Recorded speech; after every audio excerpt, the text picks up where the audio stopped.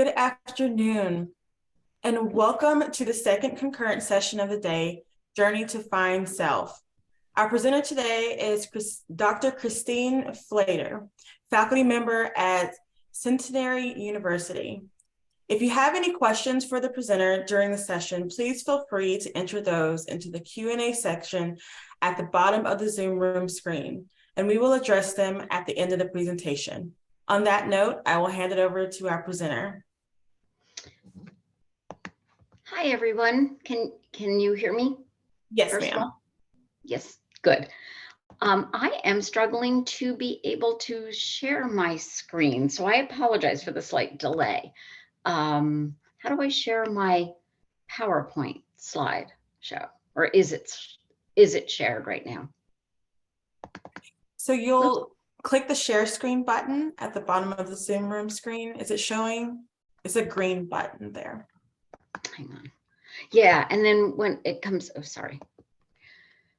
Green button, share, and then it says share, but I don't know if it's going to share my screen.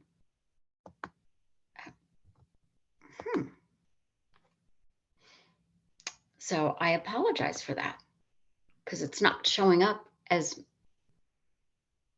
hang on, I'm so sorry. This is not normally what happens, but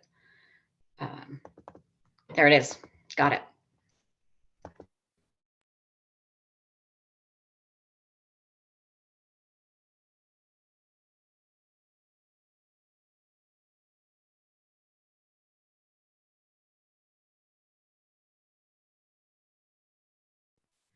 It keeps muting me as well. Is that able to be seen yet? Yes, ma'am. Okay, thank you so much. I really appreciate it. And I apologize for that. I don't normally use Zoom, to be honest. So I just wanted to introduce myself first. My name is Christine Floether, as Julia mentioned. I'm a PhD. I work at Centenary University. I've been a professor for quite some time. To be honest, I've been full-time since 2000, and I have been an adjunct about 10 years prior to that. And this, I do want to thank Hawks for having this summit. And I think it's really been really fun. And I want to thank everybody who's in the room attending this. I hope you get something out of it.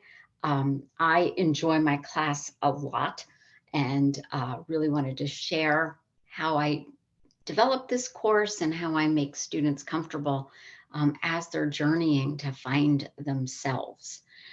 Because I think that's so important. We're working with 18 to 22-year-olds, and I think that they don't know who they are and they don't have their own opinions yet, although they think they might. So I'm going to give you a background of how we developed the course and then a little bit of insight into how it runs and some insight or some examples of what they've said in the past and how they've reacted to the course. Just really briefly as well, the PowerPoint I present is the one, it is very typical of how I use the classroom. I don't put a lot of words on my PowerPoints. I put a short little outline of maybe what that slide, the next couple of minutes are going to be about, usually with an image that might have something to do with the presentation, and it might not, but it's guaranteed to make them think. And that's generally why I do it a lot of times. So what you're going to be introduced to is basically what I do in my, like I said, in my classroom. So this course came about, it had been a long time in the making, let me put it that way. And it was a course that I felt as a developmental psychologist that this group of students really needed something on how to find myself. Who am I? We all know we're journeying about that from about 13 to about 25. But how can I, as an educator in psychology, help rather than just, giving them theory and then saying, what do you think about it? So here at Centenary, we used to have a course for many years. It was called an academics foundation course, where we transition our first year students from being high school students to being college students with some introduction, if you will, to the major, introduction to some successful tips on how to be a college student. And during COVID, what else did we have to do? So we developed a brand new core, basically. And we thought, why not? Let's make it innovative. Let's make it different. Let's make it engaging for the students. Let's grab them from the beginning, so to speak. And so we took that idea away, this academic foundations, and we made 3 new courses out of it because, again, why make anything easy? We're always going to make it more complex. So we took them and we made one class called Wellness. And while it is about mental health and physical health, it's actually about how to be a good student, how to transition from high school to college. And we found that to be really, really good for the students. We also have a second course, which is called Nature of Work, which each major or discipline uses to introduce our students to the study of what it's like to be a professional in that career. Because I don't know how many in my audience today are psychology professors or teachers, but I usually find when I ask, why psychology, they always tell me it's because they want to be a good listener and all their friends contact them when they have a problem, but they don't really know all the other opportunities that a psychology degree might afford them. So that Nature of Work begins to explore all the opportunities. Like I said, the research, development, counseling, obviously, psychiatry. And over the course of the last couple of years, we have had several students choose to go to psychiatry, human resources, and what that means and what that entails, case management, working for an organization, a nonprofit, working for a governmental organization. So that course covers that. So then we were left with, what else do we do? So I had been saying over the past several years that I think that a course called Who Am I might interest a lot of students because this gives them an opportunity to find out who they are. But the last category was called BEI, broad enduring interest. I don't know how the core committee ended up with that kind of core category, but that's what we ended up with. And what we wanted it to be were these broad-based classes for our first year students that explored not just the major, so not just psychology, but literally other aspects. So I thought, here's my opportunity to develop this very cutting edge course that would bring them some understanding of self and others through this journey. So I proposed that the professor teaching this course has to be someone who's comfortable talking, who's comfortable having conversations with students about a broad-based topic. So I broke it down into a 16-week semester, and each week sort of looks at a different aspect of self. We start out sort of small, if you will, and we build to some of the more controversial topics that we could bring up. The idea was to allow the students to have an opportunity to develop critical thinking skills without telling them they were in a critical thinking class, to develop their sense of self, sense of confidence, self of competency, without telling them that's what we were doing. And so as this class evolved, working with basically myself, a couple of my colleagues, and the core committee, we developed this course that has become extremely popular. And I'm not sort of really patting myself on the back, but I kind of am, in the fact that it's turned out to be one of the courses that fills up the fastest. We're a small college, so for us, a class of 25 students is fantastic, and we're all excited. Historically, the last few years when we've been able to teach this course, I've had 40, 35 to 40. So we're really, really excited about that. There's a drawback. The larger the class, the more uncomfortable some people are speaking. And this class is seminar, so it is something that is from the first day of class, I encourage them to speak. So what has happened over, I think it's run 3 times now, if I'm not mistaken. What happens at the end is we don't assess our first year classes, but I always ask for an informal assessment, an anonymous informal assessment. And I have gotten comments such as, this was liberating. This was so interesting. What a great first semester. So I've gotten a lot of pats on the back from the students, not just about the course, but the fact that they were able to grow and develop using a different manner than they're even been used to. So each class, as we all know, takes on a sort of a dynamic of itself. The first class was hybrid still, so we had some issues with it being hybrid, to be perfectly honest. The students who are virtual and online do not speak as much, do not engage as much. This past semester, I was able to teach it in one of our lecture halls. And while it's an odd configuration of students for this, they enjoyed it.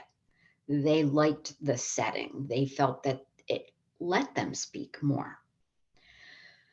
So one of the first things I try to do is this: create an environment that's going to feel safe, to feel honest, and to have a lot of trust. So of course, the first thing I always say to students is, what happens in class stays in class. Ha ha ha, we're Vegas, that sort of thing. But by doing that, I let them know as well that if I hear information from class being used inappropriately outside of class, they are going to have to answer to me. And that is not a pleasant situation, and they will face an F in the course if that happens. It never has. So I'm really, really pleased about that. And it's just starting that first day, that syllabus day, talking about that, talking about honesty, showing that I'm an honest person.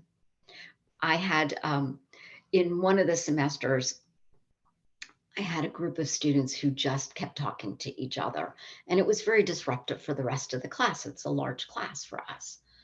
So I said to them one day that if they didn't stop, the following class period, I was going to have to alphabetize them or give assigned seating. They continued to talk. What happened? I went in and explained about my word is the only thing I have.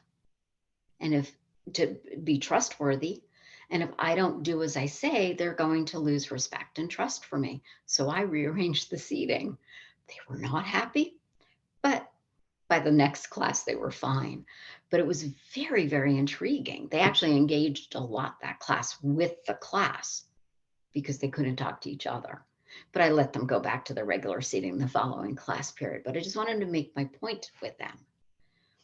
So I start out the first day of class, we do human bingo, which makes them all have to stand up, walk around, ask questions, put themselves out there as well. Just one-on-one, somebody might say, have you ever read a book of, more than 500 pages? Do you have more than one pet? Some of the questions are deep and some of the questions are very superficial, but it gets them up and moving. And I'm fair game in this. They can come up and ask me. Usually I get did you ever read a book that's 1,000 pages? And I have. So, it's kind of fun in that respect. They do include me in that. Honesty, I tell them to be honest because I can't tell whether or not they're being dishonest, right? But I can definitely use their word as bond in a way. So we set up this very, very safe environment. The first day of class or the first week of class, I have been known to do the silly stuff, silly icebreakers as well. We did this past semester, I did the, if you could be any animal, what would you be? And psychology students absolutely think that's hysterical and they start laughing and giggling. The other students, because sometimes I have other majors in there, are a little bit more uncomfortable. But I start being Freud and throwing out interpretations, making fun of myself and making fun of, not making fun of, but interpreting their animals and doing it very softly and supportively. I also tell the students from the beginning that one of the things that I really honor and respect in the students is this open communication. And because of that, I refuse to give my opinion on anything. This is their class to discover their opinions, who they are, what they think.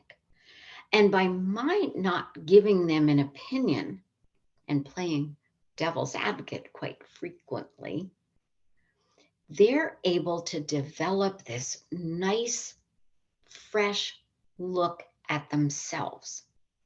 What do I really want out of life? What do I really think?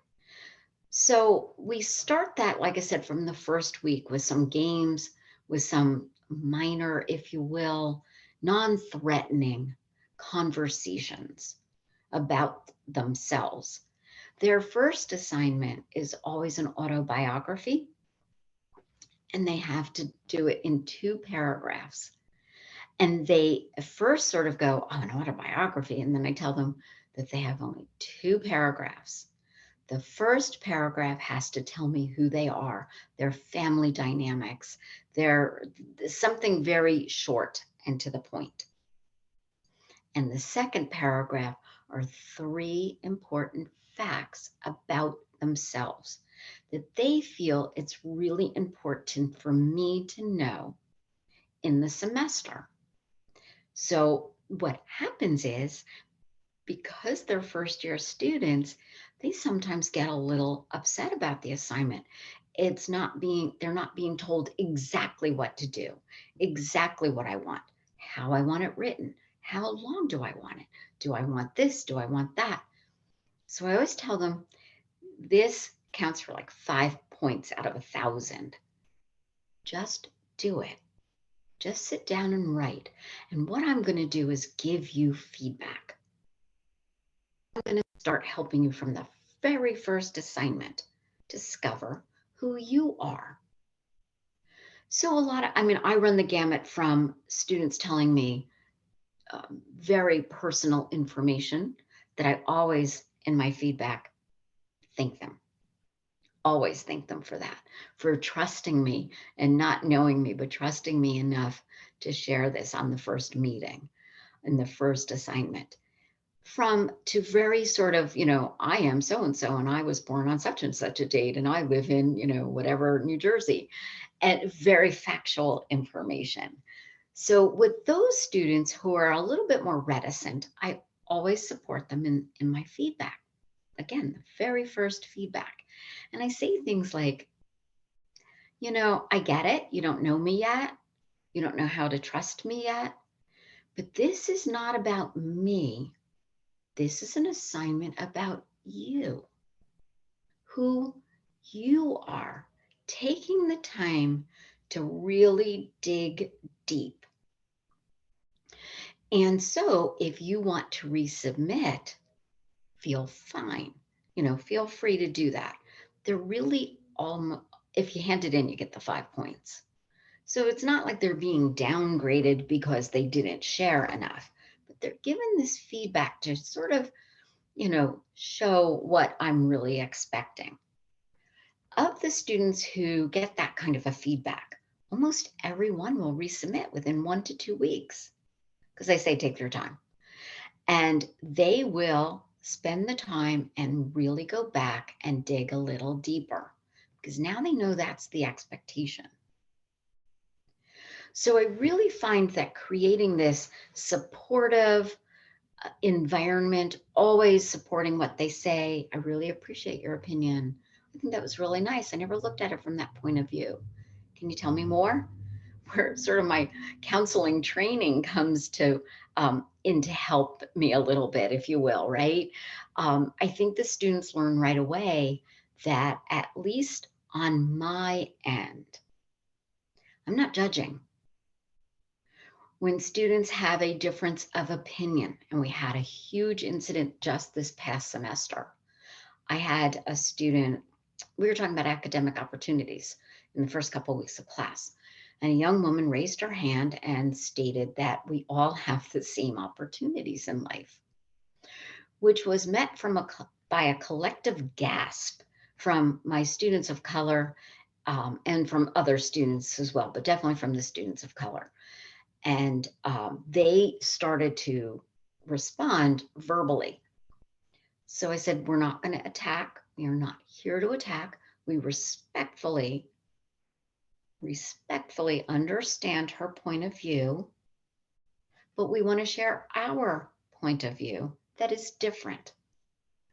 So again, the innovation, the idea that, we can have a discourse. We don't have to have a screaming match. And it never has gotten to that point in any semester. Oh, I shouldn't say that. It did get one point and I had to stop the conversation, which I don't like to do because I don't want to shut anybody off, right? But after this particular student this past semester made this comment, we did have a lot of hands go up. They were called on. Every person got to be heard. So the young lady got to then discourse with them about why she said what she said, what she meant. She didn't backtrack. She didn't apologize. She stated the same thing, but she was able to explain her point of view. That was like in the first or second week that we had that discussion.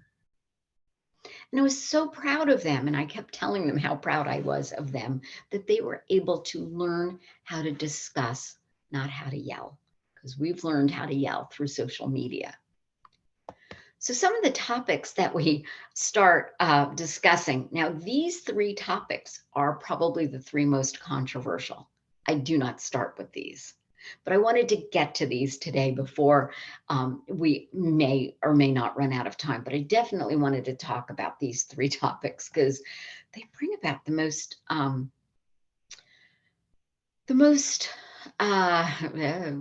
argumentative sort of points of view. They bring about a lot of emotional content as well. So one of the weeks we do talk about politics. I begin that week just by telling them about all the political parties that there are available in the United States. Most Hi, of them Dr. understand. Floether. Yes. I'm sorry to interrupt. Some of the attendees are having a little issue seeing your PowerPoint. Can you reshare your PowerPoint in presentation mode, possibly? I don't know how to do that, so I'm going to apologize for that. Would I shut it down now, Julia, and then retry? Yeah, so you'll just have to reshare your screen for me. Okay, so I just click out of that, like exit out of that. I apologize, everybody. I'm so sorry. It's okay. Okay, so do that and then go back into the Zoom meeting and reshare from the beginning. Okay, we will try to do that. I am so sorry. It's okay. I apologize to everybody. Let's see if I can do it. Of course, it's not up there now. Sorry, this is going to take a moment. I apologize. Oh my goodness. What happened to my? Okay, now I might be able to do it again. I apologize. I feel badly when this happens. I don't know why, but I do.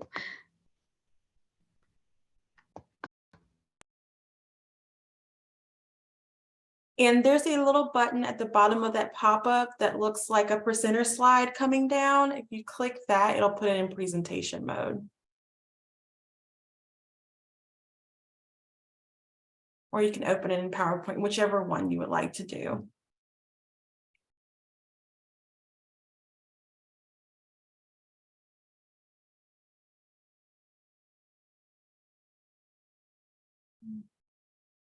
Looks like it's not working that way. The PowerPoint slide that's in the very bottom right of that pop-up window where it says help improve office, the very right side of that little icon. If you select that, it should put it in presenter mode for you.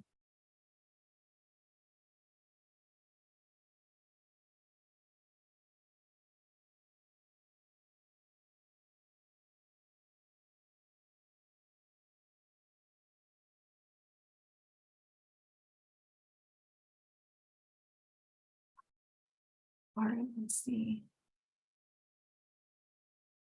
So you can close out of that, yeah. And then just click the from current slide option. Yeah, it's not letting me. Oh, so now you can see it now? Because I can't at all now, so that's even better.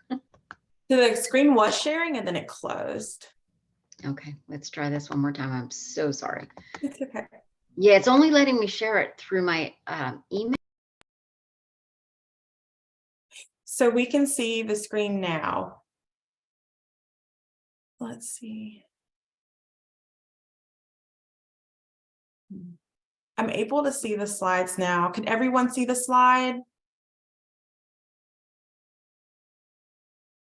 Yes, so everyone's able to see the slide again. So you can continue. I apologize for interrupting.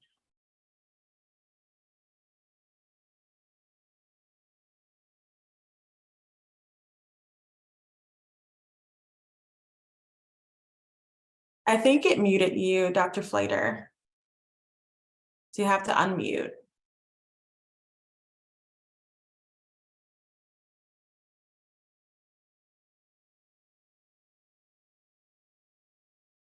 Okay, so now can you still see the?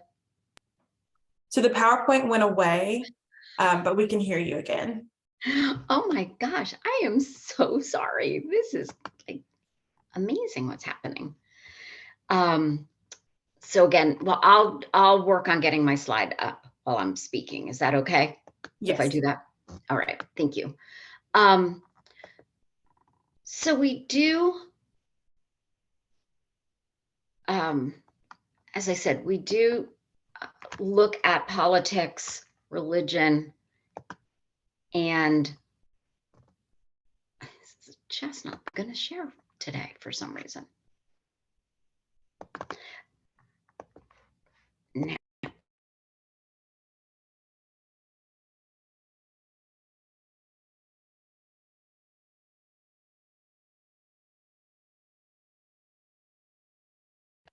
I apologize. I either mute myself when I try to share again, or I can't share. It's not cooperating right now. So I apologize for that. I really do. But every time I try to share, it mutes me. So we're able to see your screen now. So it's sharing now and we can hear you. Because it's funny because I can't see it at all. So, okay, we'll muddle through. I apologize, like I said. So the politics and the religion and the stereotypes, like I mentioned, is something that we really look at from a standpoint of, first, like I said, what politics are, what we talk about, what are some hotbed topics that we want to address in a comfortable setting. We talk about, like I said, the parties, the political parties, they all know, what do you call it? They all know Democratic and Republican and maybe independent, but they really don't know what independent means. So we address that. And then we look at some of the political controversies of that semester, whatever's happening. This past semester, I asked them what they wanted to talk about, and they told me they wanted to talk about Biden's student loan proposals. And that was a very, very interesting conversation that they were able to sort of see it not just from a political standpoint, but obviously from a personal standpoint, how that's going to affect them and their families, as well as whether or not they agreed with it and all the components of it. It was 2 year, well, in 2020, whichever semester it was, it was the presidential political race. And I suggested that they watch the first debate. And so they did. And I did not know it was going to turn into what it turned into. As we all know, it turned into quite a yelling match. And the students had a lot to say about that the next day, about the decorum that both candidates showed, whether or not it swayed them at all, their standpoint on anything, whether or not they were just able to determine their standpoint on any political platform. So that was also sort of difficult for the students to determine, as we know from that debate. But by this point in the semester, what I really were noticing is that the students were really talking, really sharing their opinions, talking to each other, not at each other, respecting when somebody had a differing point of view, because we went from student loan forgiveness to gun control. So that was quite an interesting day in my life, to be perfectly honest, right? Having to sort of off the cuff know enough about those two topics that I was able to help have a conversation with them. So there were very frequently times in this semester that I was behind my podium looking up information. There was not any book that they had to read, but they always had to bring in information. So let's say a student would say they agreed with because. And I always asked them, where did they learn that information from? Is that something else I think that students, they sort of do a social media grab, right? They take that information from one of their influencers and they make it their own. And you can hear the words, you know that it's not their own. So we talked about that from each other, because a couple of times they would call each other out and say, but I heard so-and-so say that. What do you really think? So they were pressed to sort of explore who they were even a little bit more in that respect. The other hot topic is always religion, because we're all taught from childhood, we don't talk about politics or religion in, company, right? Well, what happened was, again, we frequently know all about that topic from our own religious experiences, our own family religion, those sort of things, but we don't know about anybody else's religion. So I found the first semester that I taught this class, what happened, and this was the big controversy that I had alluded to earlier, was that the students argued about the Bible and the Bible stance on homosexuality, to be perfectly honest. So I asked them to find where in the Bible it says these quotes that they were using. And I also asked them what other religions felt on the same topic, because it really did become well, they kept saying Catholic, but I kept saying all Christians read the Bible sort of thing, right? So this idea of going out there and exploring what other religions felt and really understanding the difference, what Christianity meant. Many students are Catholic and they don't realize that they're also Christian, apparently, and vice versa. So we were trying to explain all of that. So exploring the Quran and what the Quran actually says about homosexuality and what Buddhism says or does not say. And so they were finding that for many of them who had never had this opportunity, and again, those are sort of the feedback that I was getting. This is so cool. I've never looked at it this way. That they were able to question each other, question me, question themselves and their own way of thinking. And stereotypes. I don't know about some of you who teach these types of topics, but when I even mention the word stereotypes in my groups, they sort of get very flustered. They start looking down and begging sort of, with their eyes that I don't speak to them. They get very nervous. They just don't want to talk about it because they immediately think that we're talking about color issues. right? Race issues. And I say to them all the time, stereotypes involve everything. We all unfortunately or fortunately have them, depending on your standpoint on it. And I explain, when I say with the word professor, before you even meet one of us, what do you think about? How about I'm Italian by birth, by nationality, so, or not nationality, heredity. So I always say, how about Italians? And I dispel some of them, and I support some of them. So we go back and forth on these topics, and they're able to see how theirs developed, how their opinions and their attitudes developed, as well as if they were changing or not. But one of the most fun exercises we do, well, two of them are social media. And on social media, we usually talk about pop culture of today versus yesterday, sort of thing. So they, this semester, they were talking about rap, and I kind of made a little bit of a face, to be perfectly honest. I was like, I just don't get rap. And they were explaining that it's storytelling and that it's really fun and really exciting and interesting to listen to. They love it. And I said, I guess I've just never heard any songs, I mean, other than a couple, that I really like and enjoy. And they had me cue them up and listen to them. And they told me the rationale behind it.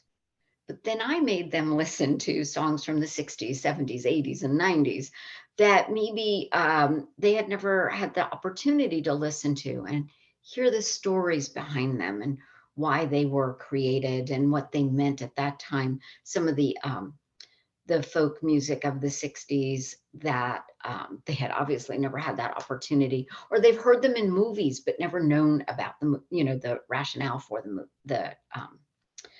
the music. So we also talked about that in stereotypes, because we always say younger generations listen to this type of music. But back to politics really quickly, I just want to share one of the most interesting conversations. And I'm not sure which week it popped up. We had a conversation this semester in class as to who they thought was worse, the founding fathers, who were slave owners, or Adolf Hitler. And I giggle because it was quite a loud conversation. They were all talking at once in that respect. They looked at it from a variety of ways, and this was much later in the semester. So this might have been one of our last conversations where we sort of culminated everything.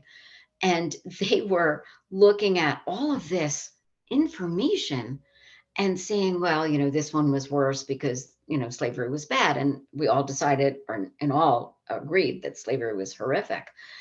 But then, was Adolf Hitler worse? And is there a comparison, and all of that? So a lot of them ended up in their final projects discussing that very topic that we had talked about so much. For their final projects, I have them do a video. It has to be a half an hour long. It has to be a semester long project. So I told them I have to see different outfits, and I have to see different hairstyles and that sort of thing to show, their growth. And they reflect on every topic we talk about. They reflect on their overall semester, what they learned, not about the topics, what they learned about themselves. How do they think they grew and developed? So even if their like I said, their attitude or their opinion never changed, what did they learn about themselves that they really fully believe in this point of view or that point of view on this topic? And that after listening to everybody else's opinions, and they would give specific examples of, okay, so-and-so said this in class, and I really appreciated that comment and their point of view, but it didn't change my mind.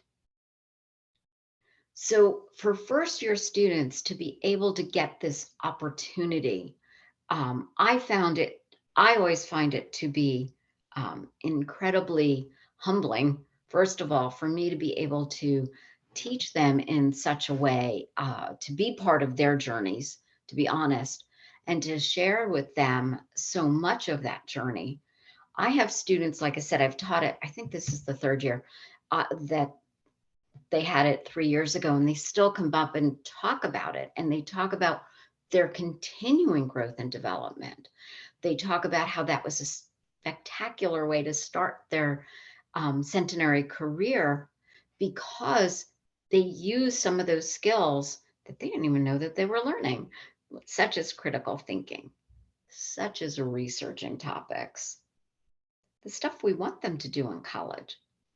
They didn't realize they were learning it. So they really have given a lot of positive feedback. A lot of students want to take it a second time because they know the conversations change every time. They can't, they can sit in. I have students who, so I had 40 students this past semester. And one day I was counting student head and I knew where the seats were. And I thought to myself, I believe there's more students in this class than I have on my roster. And there were 5 additional students who decided to come and pop in every once in a while to hear what we were talking about. So I do believe it's the wave of the future to get students involved in different ways than we have historically. To set up that environment, I think, is so important. I think that's our number one first job to do, to make sure that they feel supported, that they never feel judged, even though they're getting a grade. They're getting a grade on grammar. They're getting a grade on presentation, but they're not getting a grade on their opinion. And always supporting their opinions. And I know this, probably all of you are going, but I do so much of this, and I know you do. But to hear that it's being appreciated by our students in this generation, Generation Alpha, I think is really good to hear. So that's actually my presentation for the day. I'm not even going to try to move my PowerPoint anymore because I'm so afraid it won't move. There are a lot more topics that I do cover in the class. I covered, like I said, academics are covered, personality types. We do one thing that I want to address. We do talk about love. We talk about love, which brings up love types, love languages, and also their feelings on polyamory, arranged marriages, and their own feelings on cheating and what a relationship is.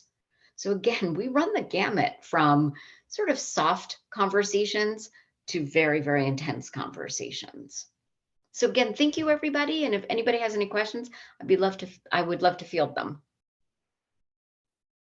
Thank you so much, Dr. Floether. If anyone has any questions at this time, please feel free to go ahead and enter those into our Q&A area down at the bottom of your Zoom screen, and I'd be happy to read those out for Dr. Floether to address for us today.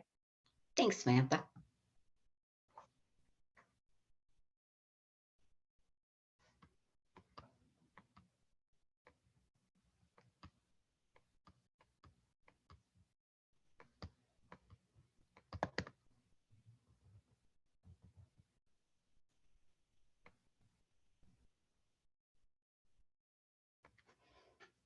Great. If there are no questions, we are pretty much right up on our time for today.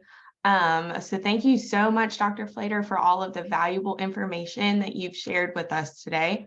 Our next session, is actually our lunch keynote speaker, Dr. Jackie Leon. So you can view the chat for the session meeting room link, or access the conference website for a complete list of concurrent sessions and their descriptions. While you're accessing the conference website, don't forget to swing by the virtual exhibit hall to say hello to our Hawks team. And while you're there, you can view a quick 5-minute demonstration, request your t-shirt, and be entered to win a $50 hourly giveaway. Also, in the spirit of St. Patrick's Day, you'll find a few golden coins throughout the conference website. So when you see them, click on those coins to be entered in to win an additional raffle. And we'll see you at the next session.